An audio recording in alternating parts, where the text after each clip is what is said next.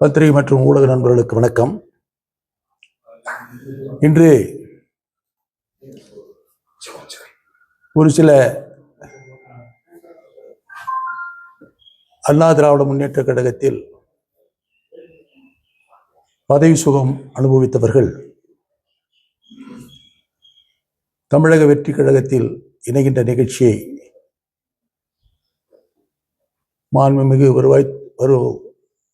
ஊரக தொழில்துறை ஊரக அமைச்சரும் மாண்புமிகு பொதுப்பணித்துறை அமைச்சர் முன்னிலையில் இணைந்தார்கள். அப்படி இணைகின்ற பொழுது பொதுப்பணித்துறை அமைச்சர் திரு ஆதவர்ஜுனா அவர்கள் பல்வேறு தவறான கருத்துக்களை அவர் தான் தோன்றித்தனமாக பதிய வைத்திருக்கிறார். அவருக்கு என்னுடைய கடுமையான கண்டனத்தை தெரிவித்துக் கொள்கிறேன். கட்சியில இணைந்தவங்க மத்தியில் அவர் பேசும்போது மாற்று கட்சின்லாம் சொல்லாதீங்க, இது தாய் கட்சின்ற மாதிரி ஒரு கருத்தை தெரிவிக்கிறார். அதிமுகவுக்கு தாய் கட்சியா இருக்கும். அதனால்தான் நான் கடுமையான கண்டனத்தை தெரிவிக்கிறேன் என்று நான் கூறினேன். அவர் ஒரு கட்சியில் உறுப்பினராகி அந்த கட்சி தலைவரை கொள்கை ரீதியாக தலைவராக ஏற்றுக்கொண்டு அந்த கட்சி வளர்வதற்கு தன்னை முழுமையாக ஆட்படுத்தி கொண்டு இவருடைய உழைப்பின் இணைத்து ஒரு தலைவர் உருவாயிருந்தால் அந்த தலைவர் மீது எவ்வளவு பற்றோடு இருக்க வேண்டும் என்று அவருக்கு புரிந்திருக்கும். அந்த கட்சியின் மீதும் எவ்வளவு பற்றோடு இருக்க வேண்டும் ஏனென்று சொன்னால் தன்னுடைய உழைப்பும் தியாகமும் இருக்கின்ற காரணத்தினால் அதை அவர் உணர்ந்திருப்பார். ஆனால் நெல்மேல் குருவி போல எங்கெல்லாம் வாய்ப்பு கிடைக்கிறதோ அங்கெல்லாம் ஓடி ஓடி சென்று, ஏற்கனவே நான் 2 நாட்களுக்கு முன்பாக ஊடகங்களுக்கு நான் இந்த கருத்தை சொன்னேன். முதலிலே திராவிட முன்னேற்ற கழகத்திற்கு ஓடினார், அங்கு வாய்ப்பில்லை.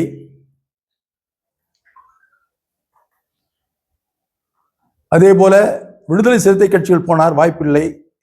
அண்ணா திராவிட முன்னேற்ற கழகத்துக்கும் வந்தார், வாய்ப்பு கொடுக்கவில்லை. இறுதியாக தமிழக வெற்றி கழகத்திற்கு போனால் தேர்தல் வந்தது, வாய்ப்பு கிடைத்தது, அமைச்சரானார்.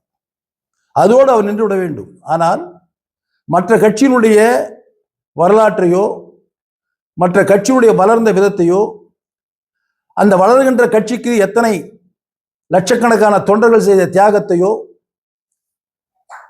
அவர் மதிப்பிடாமல் தான் தோன்றித்தனமாக இந்த கருத்தை சொல்லக்கூடாது என்பதற்காகத்தான் அவரை வன்மையாக கண்டிக்கிறேன். காரணம், ஒவ்வொரு அனைத்து இந்திய அண்ணா திராவிட முன்னேற்ற கழக தொண்டனும் வாக்களித்துதான் தமிழக வெற்றி கழகம் வெற்றி பெற்றது என்று கூச்சப்படாமல் வெட்கப்படாமல் இந்த கருத்தை சொல்லுகிறார். ஒவ்வொரு அண்ணா திராவிட முன்னேற்ற கழக தொண்டனும் எந்தவித பிரதிபலனும் எதிர்பார்க்காமல் தான் ஏற்றுக்கொண்ட தலைவர் மீதுள்ள நீக்கமர பக்தியால் கடுமையாக உழைத்துக் கொண்டு தன் இயக்கம் வெற்றி பெற வேண்டும் என்று உழைக்கின்ற அந்த உன்னத தொண்டனை இந்த சந்தர்ப்பவாதி கொச்சைப்படுத்துகிறார். இதோடு அவர் நிறுத்திக் கொள்ள வேண்டும். இல்லை என்று சொன்னால் நேரடியாக போராட்டத்தில் அவர் முன்பாகவே நான் சென்று விடுவேன் என்பதை இறுதி எச்சரிக்கையாக கூறுகிறேன். அரசியலில் ஒரு பண்பு இருக்க வேண்டும், அரசியலில் ஒரு தர்மம் இருக்க வேண்டும். அதை விடுத்துவிட்டு தனக்கு வாய்ப்பு கிடைக்கிறது என்பதற்காக எதையாவது சொல்லிக் கொண்டிருக்க கூடாது. அதே போல இன்னொரு கருத்தை என்னுடைய பொதுச் செயலை பற்றி கூறியிருக்கிறார். பேப்பரிலே தான் பொதுச் செயலாளர் என்று சொல்லுகிறார். நாவடக்க வேண்டும் திரு ஆதவர்ஜுனா அவர்களே, நாவடக்க வேண்டும். உன்னை போல் பல கட்சிக்கு சென்று பதவி சுகம் அனுபவித்துள்ள என்னுடைய பொதுச் செயலாளர் புரட்சித் தலைவர் எம்ஜிஆர் அவர்கள் 1972 கட்சியை துவக்கிய பொழுது சிலுவம்பாளையம் என்ற கிராமத்தில் ஒரு சாதாரண விவசாய தொண்டனாக இருந்த அவர் அங்கே தன்னை இந்த இயக்கத்தில் இணைத்துக் கொண்டார். சிலுவம்பாளையத்துடைய கிளை செயலராக பொறுப்பேற்று படிப்படியாக வளர்ந்தார்.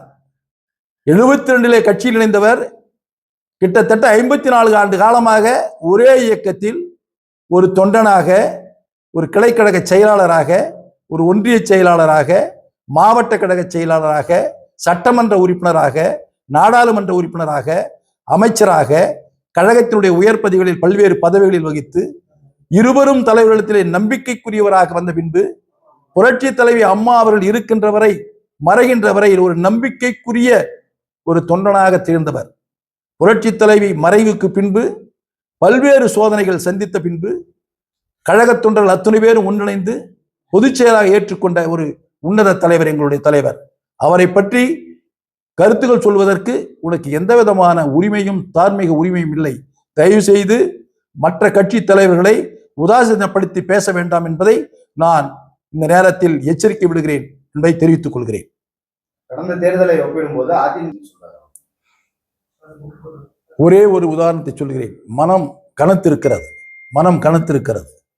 கழகத்திலே குழப்பம் ஏற்பட்ட இந்த சூழலில் இந்த கழகத்தை காப்பதற்காக எனக்கு மனித தெய்வமாக இருக்கின்ற எடப்பாடியார் அவர்களுக்கு பல்வேறு தொல்லைகளை கொடுத்துக் கொண்டிருக்கிறார்களே, இந்த இயக்கத்தை காப்பாற்றுங்கள், எங்களுடைய பொதுச் செயலாளருக்கு பக்கபலமாக இருங்கள், இதுதான் என்னுடைய கடைசி வேண்டுகோள் என்று சொல்லி தன் உயிரையே மாய்த்து கொண்டானே ஒரு தொண்டன்.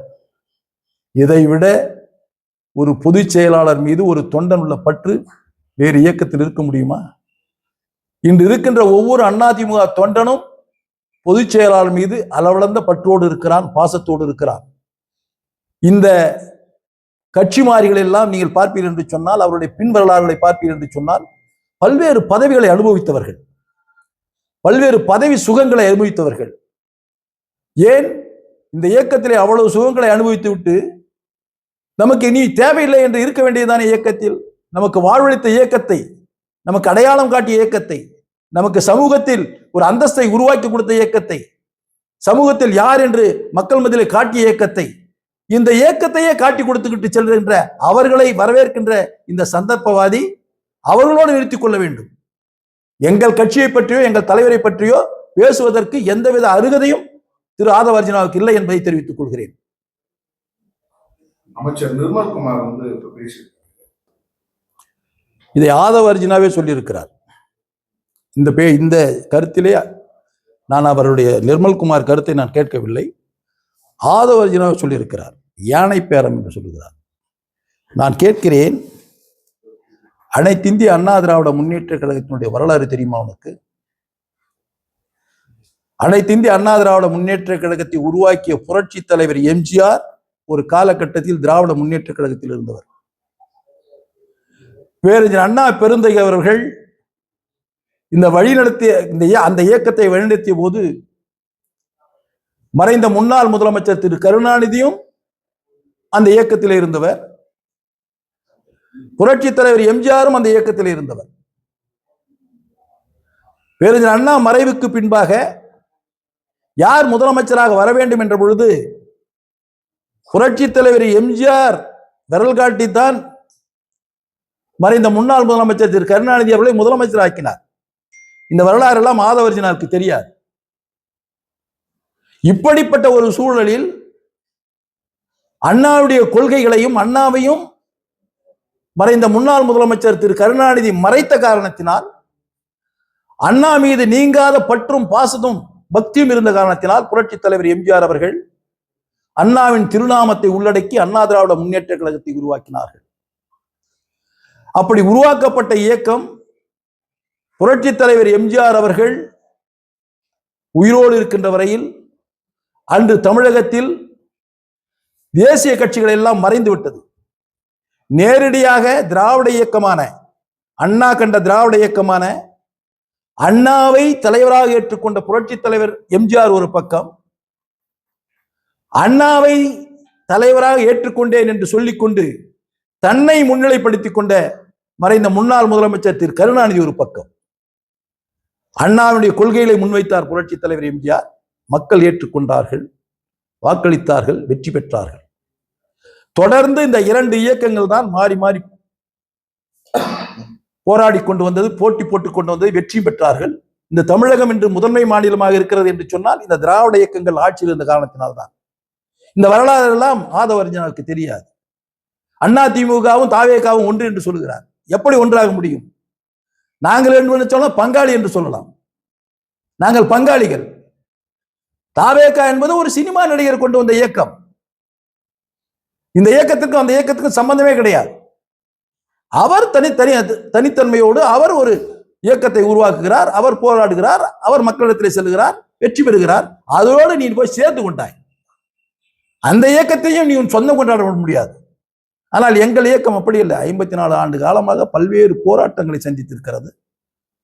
ஆட்சியிலே பல சாதனைகளை செய்திருக்கிறது. ஒவ்வொரு தொண்டனும் இந்த இயக்கம் மீண்டும் மீண்டும் வெற்றி பெற வேண்டும் என்பதற்காக கடுமையாக உழைத்துக் கொண்டிருக்கிறான். இன்னும் உழைத்துக் கொண்டிருப்பான். அவன் ஆட்சிக்கு வர வேண்டும் என்பதில்லை, தன் தலைவருடைய புகழ் மங்காமல் இருக்க வேண்டும் என்பதற்காக வாழ்ந்து கொண்டிருக்கின்றவன் அண்ணா திராவிட முன்னேற்ற தொண்டன். பதவி சுகத்திற்காக உங்களிடத்தில் ஓடி வந்தார்களே, அவர்களைப் போலல்ல ஒவ்வொரு அதிமுக தொண்டனும். புரட்சித் தலைவருடைய புகழையும் புரட்சித் தலைவர் அம்மாவுடைய புகழையும் இன்று அவருடைய வழியிலே இருக்கின்ற கழகத்தினுடைய பொதுச்செயலர் எடப்பாடியாரையும் முன்னிறுத்தி இந்த எங்களை பார்த்து யானை பேரம் என்று சொல்லி நான் கேட்கிறேன். திரு ஆதவ அர்ஜுனா அவர்களே, நாங்கள் வெற்றி பெற்று 47 பேர் இருக்கிறோம். இந்த 47 பேரில் ஒரு சிலர் நீங்கள் பேசுகிறீர்கள், ஒரு சில இடத்திலே பேசுகிறீர்கள், அவளுக்கு நம்பிக்கை ஊட்டுகிறீர்கள். என்ன நம்பிக்கை ஊட்டினீர்கள் என்பது எனக்கு தெரியாது. அந்த நம்பிக்கையின் அடிப்படையிலே அவர்கள் என்ன சொல்லுகிறார்கள்? பொதுச் செயலாளத்திலே சொல்லுகிறார்கள், நாம் தாவேகாவிற்கு நாம் வாக்களிக்கலாம், ஆதரவளிக்கலாம் என்று சொல்லுகிறார்கள். பொதுச் செயலாளர் சொல்லுகிறார், நாம் எதிர்த்து வாக்களிக்க வேண்டும் என்று நாம் சொல்லிவிட்டோம். அடுத்ததாக தமிழக வெற்றி கழகம் நம்மிடத்தில் கேட்கவில்லை. கேட்காத நாம் ஒரு தனித்தன்மையுள்ள கட்சி, 31 ஆண்டு காலம் ஆட்சி செய்த இயக்கம், முதன்மையான இயக்கம், தமிழகத்தில் முதன்மையான இயக்கம். அப்படிப்பட்ட அந்த இயக்கத்தை வழியில் சென்று நாம் ஆதரிக்க முடியாது.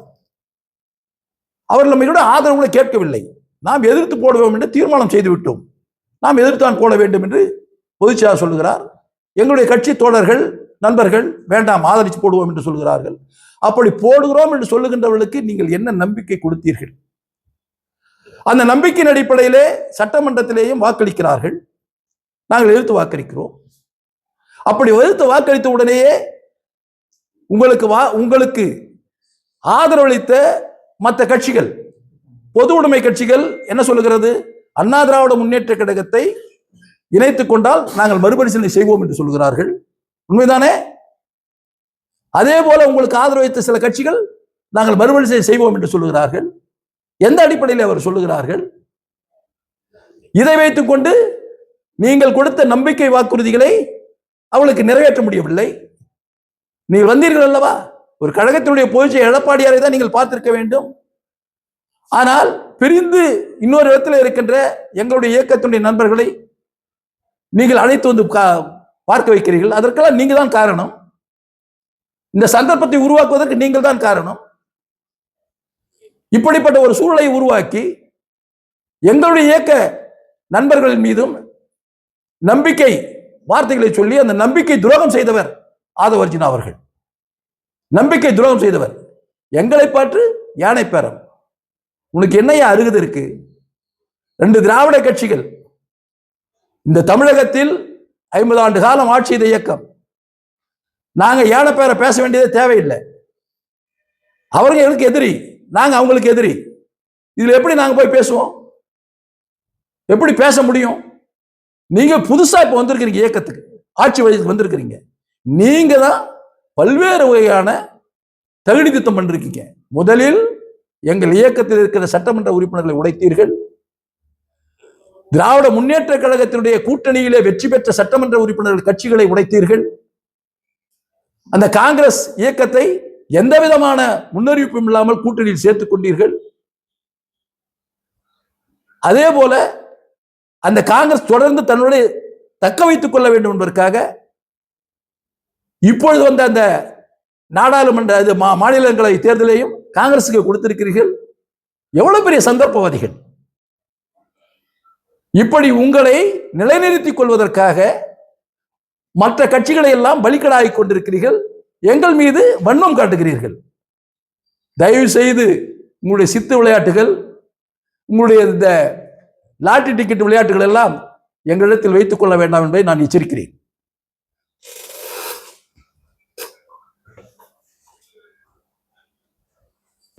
அண்ணாமலை பாஜக இருந்து விலகி இருக்கிறாரு. தனியா ஒரு இயக்கம் ஆரம்பிக்கிறதா, அரசியல் இயக்கம் ஆரம்பிக்க போறதாவும் சொல்லியிருக்கிறாரு. இப்போ ஒரு மக்கள் சேவை இயக்கம் மாதிரி ஒண்ணு ஸ்டார்ட் பண்றதா சொல்லி உறுப்பினர்களை சேர்த்துட்டு இருக்காரு.